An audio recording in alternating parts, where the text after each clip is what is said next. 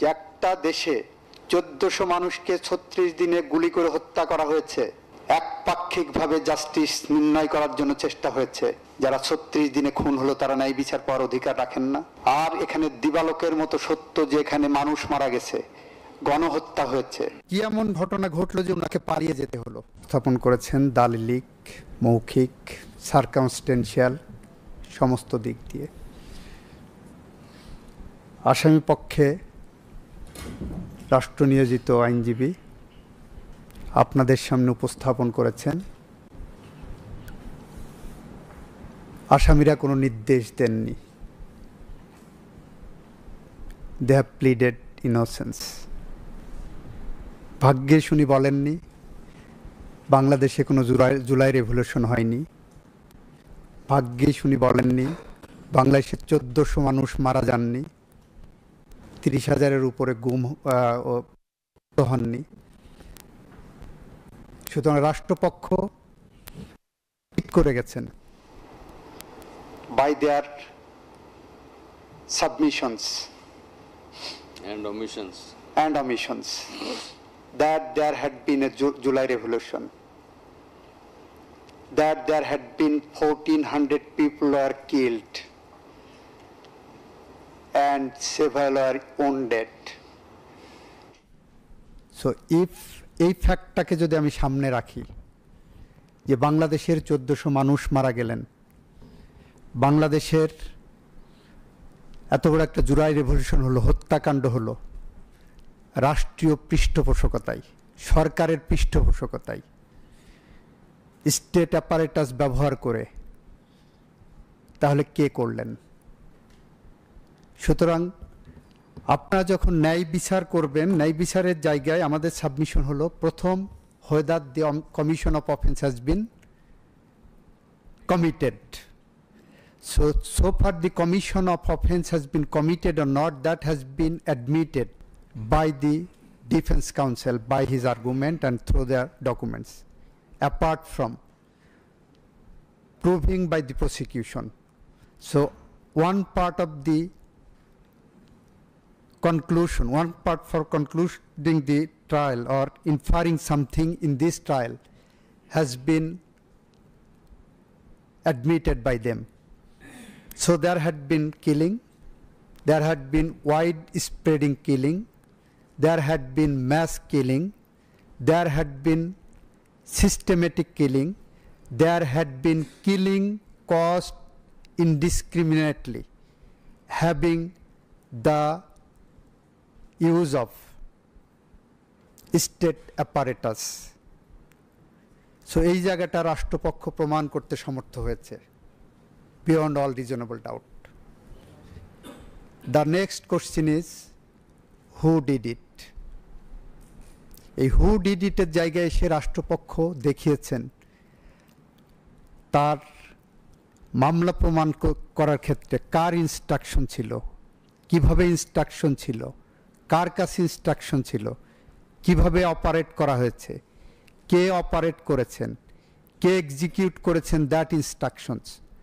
এই জায়গায় যদি আমি আবার আপনাদেরকে প্যান্ডোরাম বক্স ওপেন করে লাইন বাই লাইন দেখাতে যাই, সেটা এই যে ক্লোজিং আর্গুমেন্টের মূল উদ্দেশ্য না। My learned friend, learned chief prosecutor has shown কে নির্দেশ দিয়েছেন, কাকে নির্দেশ দিয়েছেন, কি করতে নির্দেশ দিয়েছেন, কিভাবে নির্দেশ পালিত হয়েছে, কে পালন করেছেন, কিভাবে পালন করেছেন, ইন কনসিকুয়েন্স অফ কি ঘটেছে। এইটাকে ফোর্টিফাই করার জন্য রাষ্ট্রপক্ষের হাতে আরেকটি strong piece of circumstantial evidence আসলো। সেই সার্কামস্টেন্সিয়াল এভিডেন্সটা কি? সেটা হলো এই খুনের পরে যখন জনগণ জেগে উঠেছেন, এই খুনের পরে গোটা জাতি যখন জেগে উঠেছে, তখন এই মামলার যারা অভিযুক্ত তারা পালিয়ে গেছেন রাষ্ট্র থেকে। আপনাকে এইটাকে অর্ডিনারি পালানো হিসাবে দেখলে হবে না। অর্ডিনারি অ্যাকুস্টের ক্ষেত্রে পালিয়ে গেলে আপনারা পত্রিকায় বিজ্ঞাপন দেন, কেন দেন? সে হয়তো নাও জানতে পারে। তার হোয়ার অ্যাবাউটস খুঁজে বের করা, তাকে একটা ন্যাচারাল জাস্টিস দেওয়া, আসামি পক্ষকে একটা ন্যাচারাল জাস্টিস এনশিওর করার জন্য আপনারা পত্রিকায় বিজ্ঞপ্তি দেন, প্রোক্লেমেশন কল করেন, ইত্যাদি ইত্যাদি। এখানকার strong piece of circumstantial evidence is that after causing this kind of crime against humanity, the accused have left the country leaving behind the nation after committing this kind of crime. This is a strong piece of circumstantial evidence.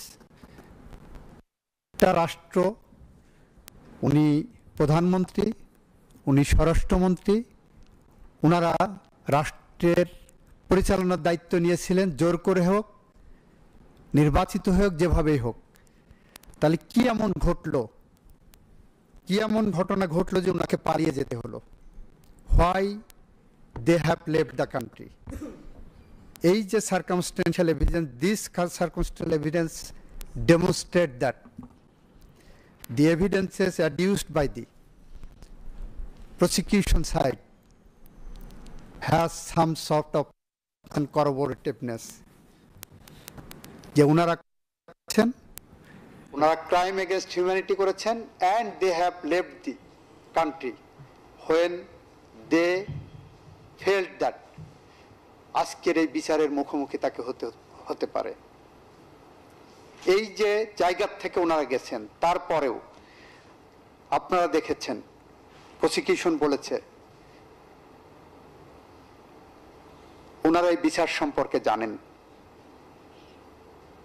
এই বিচার পর্যবেক্ষণ করছেন, এই বিচারের বিষয়ে কথা বলছেন, এই বিচারকে প্রতিহত করার জন্য বিভিন্ন রকম ইনস্ট্রাকশন দিচ্ছেন। Sitting somewhere, these facts demonstrate that the accused are not coming before your lordships having the prayer to place before your lordships that we are innocent. যখন আপনাদের সামনে এভিডেন্স আসছে যে একটা দেশে 1400 মানুষকে 36 দিনে গুলি করে হত্যা করা হয়েছে, একটা দেশে 1400 প্রায় 30,000 মানুষকে 36 দিনে পঙ্গুত্ব বরণ করানো হচ্ছে ক্ষমতাকে প্রলম্বিত করার জন্য রাজনৈতিক উদ্দেশ্য নিয়ে, যখন এভিডেন্স আসছে সেই দেশের যাদের দিকে আঙ্গুল তোলা হচ্ছে তারা পালিয়ে গেছেন, প্রমাণ হচ্ছে তারা পালিয়ে যেয়ে এখানে শান্ত হননি, এই বিচারকে ব্যাহত করার জন্য তার সর্বোচ্চ অবস্থান ব্যাখ্যা করছেন, তখন আমাদের প্রসিকিউশনের পক্ষ থেকে এসে দীর্ঘমেয়াদী আর্গুমেন্ট করার কোনো প্রয়োজন পড়ে না, মাই লর্ড। আমাদের সাবমিশন হলো we have proved the commission of offence committed by the accused beyond all reasonable doubt. Second, there is an approver. One of the accused has made confessional statement pursuant to the permission of this honorable court. This honorable court has, by allowing him, recorded his statement, and so far we have understood that this statement is corroborative with other instruments, other evidences, and the depositions of other witnesses. So একদিকে circumstantial evidence, একদিকে solid piece of documentary evidence and oral evidence, আর একদিকে co-accused যে approver-এর যে statement, these are correlated, interrelated. সেই জায়গা দাঁড়িয়ে এবং at the same time state ডিফেন্সের যখন বলেন যে ওনারা করেননি, স্টেট ডিফেন্স যখন বলেন যে দেওয়ারাজ এই ধরনের কোনো ঘটনা ঘটেনি, এই ধরনের কোনো দাবি না থাকে, সেই জায়গাটা দাঁড়িয়ে যদি বলা হয় আমরা নিশ্চিতভাবে বলতেই পারি, মাই লর্ড, আমরা এমন একটি বিচারের সামনে দাঁড়িয়েছি যে বিচার বিয়ন্ড অল রিজনেবল ডাউট হিসাবে প্রমাণিত হয়েছে। আমি বিশ্বাস করি আমাদের সাবমিশন, এটা যে এভিডেন্স আপনাদের সামনে এসেছে সেই এভিডেন্স বিশ্বের যে কোনো দেশের যে কোনো আদালতের যে কোনো সাক্ষ্য আইনের সামনে উপস্থাপন করলে ন্যায় বিচার নিশ্চিত করার স্বার্থে এই আসামির সাজা বা এই আসামিদের সাজা প্রদান ছাড়া বিকল্প কোনো পথ থাকে না আদালতের সামনে, এবং এটাই ন্যায় বিচার। আমরা আজকে দাঁড়িয়েছি এই বাংলাদেশকে সভ্যতার একটি সোপানের, সভ্যতার একটি সামনের জায়গায় নিয়ে যাওয়ার জন্য। এই ন্যায় বিচার যদি আপনারা না করতে পারি, তাহলে আমরা বাংলাদেশে মানুষ হিসাবে কবি হেলাল হাফিজের ভাষায় উত্তর পুরুষের ভীরুকা পুরুষের উপমা হয়ে রয়ে যাব, মাই লর্ড। আমরা জানি ন্যায় বিচার শুধুমাত্র, অনেকেই কথা বলছেন খুনিরা ন্যায় বিচার পাবে কিনা, বাইরে অনেক রকম কথা আছে, যে এই খুনিদের ন্যায় বিচারের মানদণ্ডে তাদের ন্যায় বিচার করা হচ্ছে কিনা। আমার নিবেদন হলো, আপনারা শুধু খুনির ন্যায় বিচার দেখবেন যারা বাইরে কথা বলছেন। এলিনর রুজভেল্ট, আমেরিকার ফার্স্ট লেডি, উনি একটা উক্তি বলেছিলেন, justice can not be for one side alone but must be for both. Justice consists not in being neutral between right or wrong, but in finding out the right and upholding it wherever found against the wrong. আমরা এখানে এসেছি শুধুমাত্র যারা বাইরে বলছেন, মানবাধিকারের কথা বলছেন, ন্যায় বিচারের কথা বলছেন, তারা বলছেন এই আসামিদের, যারা মানবতা বিরোধী অপরাধে জড়িত আছে, তাদের ন্যায় বিচারের মানদণ্ড তুলে ধরতে যে এই ট্রাইব্যুনালের সূক্ষ্ম সূক্ষ্ম বিষয়গুলো উপস্থাপন করার চেষ্টা করছেন, এই বিচার প্রক্রিয়াকে একটি প্রশ্নবোধক জায়গায় নিয়ে যাওয়ার চেষ্টা করেছেন। একপাক্ষিকভাবে জাস্টিস নির্ণয় করার জন্য চেষ্টা হয়েছে। তাহলে কি 1400 মানুষ যারা 36 দিনে খুন হলো তারা ন্যায় বিচার পাওয়ার অধিকার রাখেন না? যারা পঙ্গুত্ব বরণ করেছেন, 14 to 36 maybe. 14 to 36, yes. আমরা রূপকর্তা, আপনি এক্সাক্ট ফিগার দিতে পারবেন my lord, exactly I stand corrected. তাহলে কি তারা ন্যায় বিচার পাবেন না? রাষ্ট্র কি ন্যায় বিচার পাবে না? রাষ্ট্র এই সমাজকে ঠিক করার জন্য, সভ্যতার দিকে এগিয়ে নিয়ে যাওয়ার জন্য, তাহলে কি রাষ্ট্র কি ন্যায় বিচার পাবে না? যারা পালিয়ে গেছে, পালিয়ে যে ন্যায় বিচারকে পরাভূত করতে চাচ্ছে, তারপরেও তাদের পক্ষে স্টেট ডিফেন্স লয়ার দিয়ে তাদের পক্ষে কথা বলার সুযোগ করে দেওয়া, এটা কি ন্যায় বিচার না? আমরা সেই কারণে বলছি, এই আদালত, এই ট্রাইব্যুনাল ন্যায় বিচার করতে যে কোনটা সত্য কোনটা মিথ্যা, কোনটা সত্য কোনটা ভুল, এই জায়গা না, যে কোনটা সত্য সেটা খুঁজে বের করে নিয়ে এসে ন্যায় বিচার নিশ্চিত করবেন। আর এখানে দিবালোকের মতো সত্য যে এখানে মানুষ মারা গেছে, গণহত্যা হয়েছে, গণহত্যার মতো ঘটনা প্রায় ঘটে গেছে, এখানে মানবতা বিরোধী অপরাধ সংগঠিত হয়েছে, কারা ঘটিয়েছে, কিভাবে ঘটিয়েছে, উই হ্যাভ প্রুভ দ্যাট। সেই জায়গার থেকে আমরা মনে করি, যদি আপনার এই আদালতে এই আসামিদের শাস্তি না হয়, তাহলে মার্টিন লুথার কিংয়ের ভাষায় বলবো, এদেশের মানুষ, এদেশের খুন হওয়া মানুষ, পঙ্গুত্ব বরণকারী মানুষ, এই রাষ্ট্র ব্যবস্থা অবিচারের শিকার হবে। এবং সেই অবিচারের শিকার যদি রাষ্ট্র হয়, মার্টিন লুথার কিংয়ের ভাষায় এটা হবে injustice anywhere is a threat to justice everywhere. আমরা এভরিওয়ার জাস্টিস থ্রেট করতে দিতে চাই না বলেই আমরা দাঁড়িয়েছি ইতিহাসের দায় পরিশোধ করার জন্য। এই জায়গাটাই এই আসামিদের বিচার প্রার্থনা করে আপনারা ন্যায় বিচার করবেন। ন্যায় বিচারের সামনে দাঁড়িয়ে আপনারা এই জায়গাগুলো যদি বিবেচনায় আনেন, তাহলে গোটা বিশ্ব দেখবে এদেশে ন্যায় বিচার হয়। এবং এই ন্যায় বিচার শব্দটা খুব সিম্পল। উইনস্টন চার্চিলের ভাষায় যদি বলি, all the great things are simple and this can be expressed in a single word, that is freedom, justice, honor, duty, hope. আজকে আপনারা যেটা ন্যায় বিচার করতে বলছেন গোটা মিডিয়ার কাছে, গোটা জাতির কাছে, গোটা বিশ্বের কাছে এটা একটা অনেক জটিল ব্যাপার মনে হতে পারে।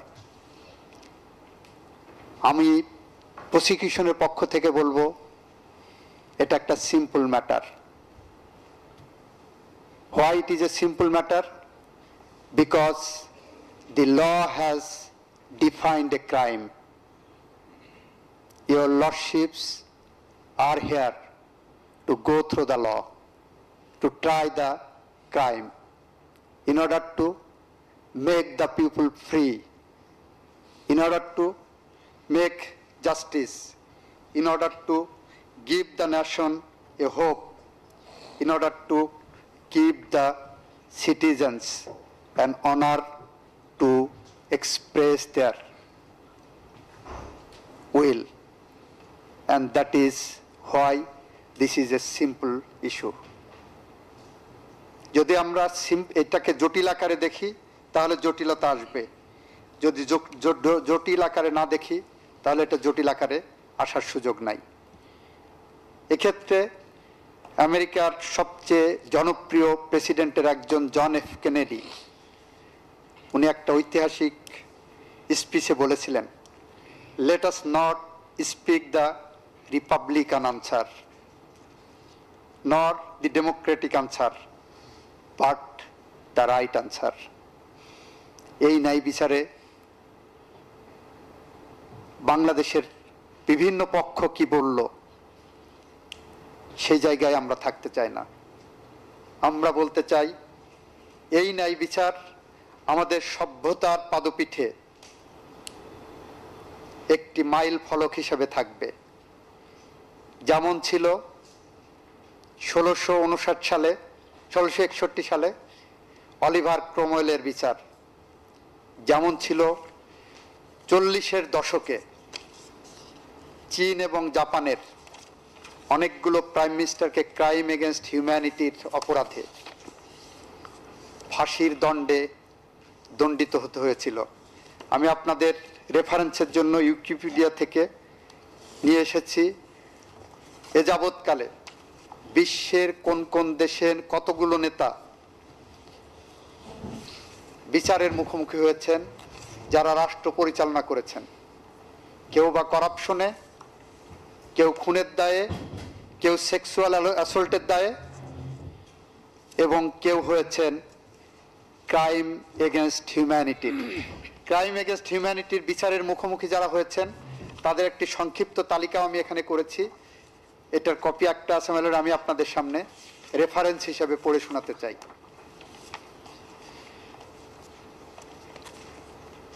1945 সালে চায়নার এম্পেরর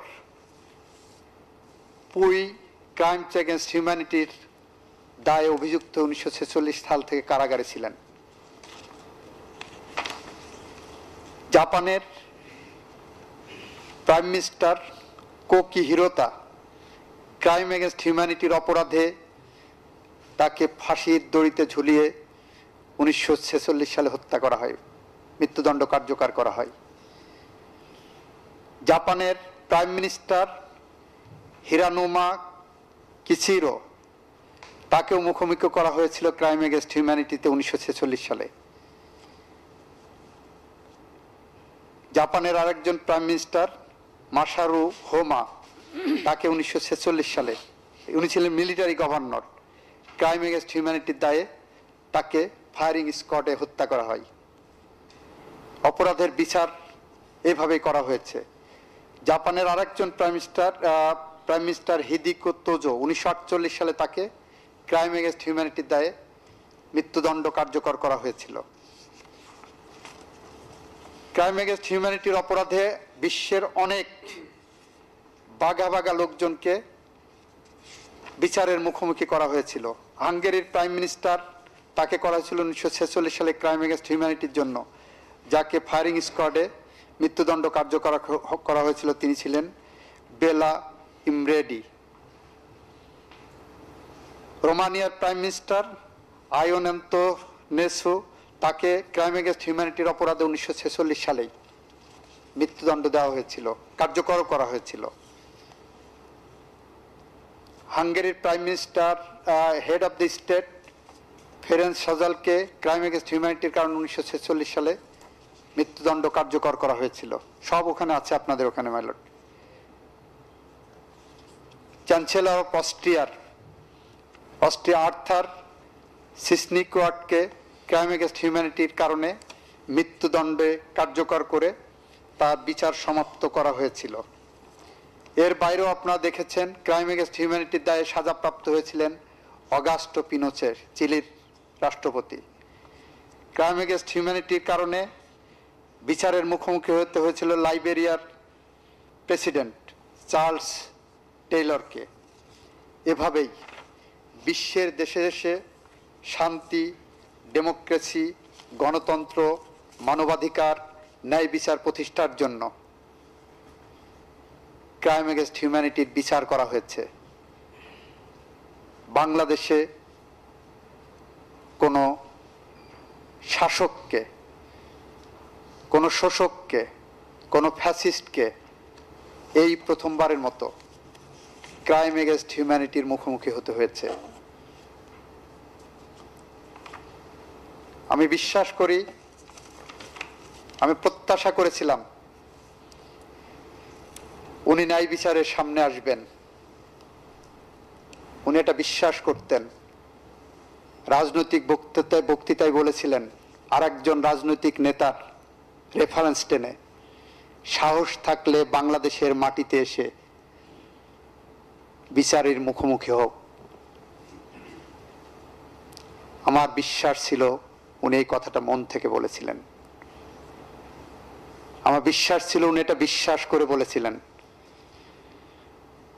আজকে আমি দেখলাম উনি মন থেকে বলেননি, উনি বিশ্বাস থেকে বলেননি। উনার যদি সাহস থাকতো তাহলে উনি বাংলাদেশের মাটিতে এসে এই বিচারের মুখোমুখি হতেন। মাননীয় আদালত, মাননীয় ট্রাইব্যুনাল, বিচার যত কঠিনই হোক, যত বাধার প্রাচীর আসুক, সমস্ত বাধার প্রাচীর ভেঙে যদি ন্যায় বিচার প্রতিষ্ঠা করা না সম্ভব হয়, তাহলে আমরা জাতি হিসাবে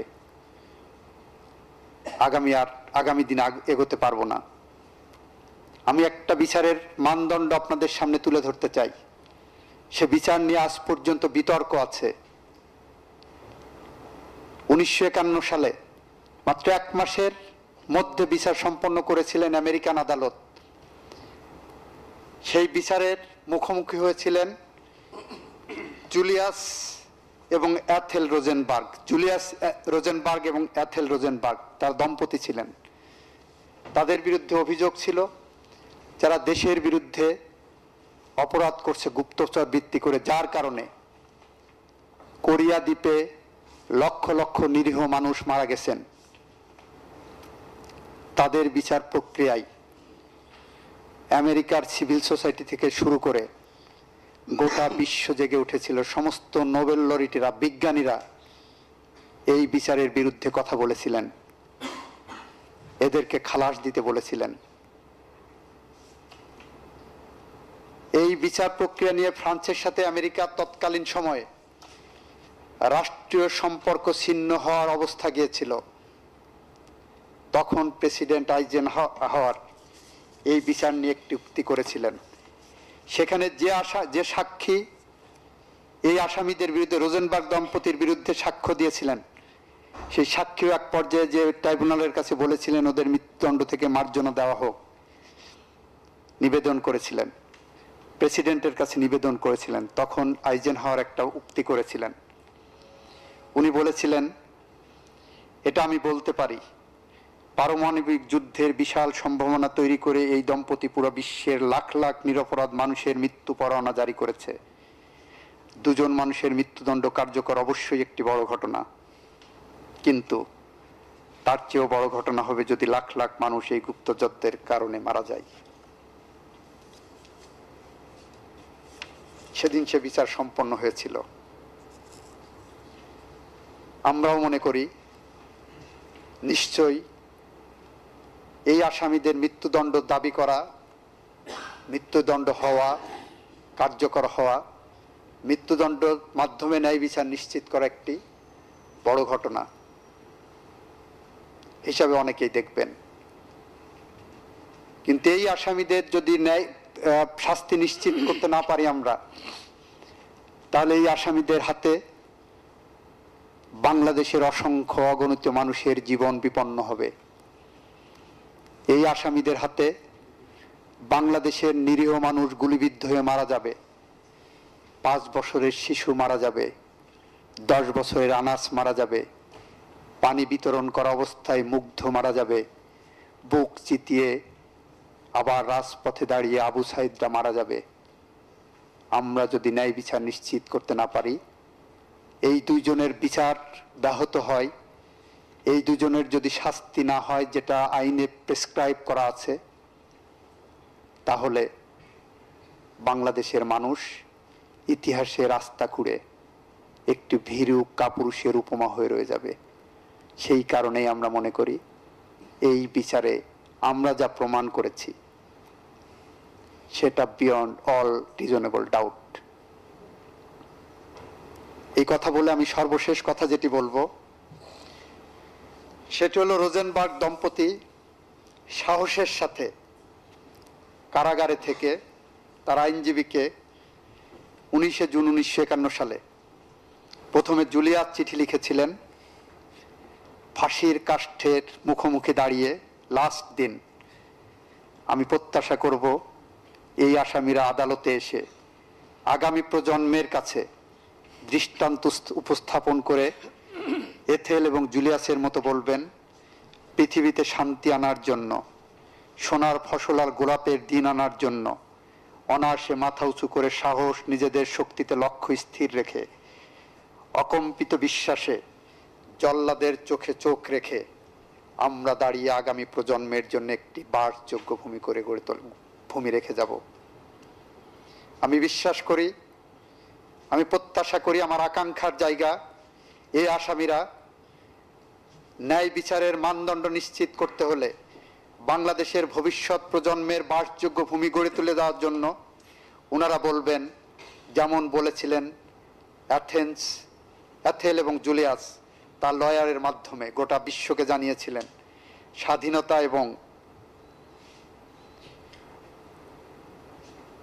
অন্য যেসব জিনিস জীবনকে সত্যি সুন্দর, সত্যি সার্থক করে তোলে, তা পাবার জন্য মাঝে মাঝে খুব বেশি রকম মূল্য দিতে হয়।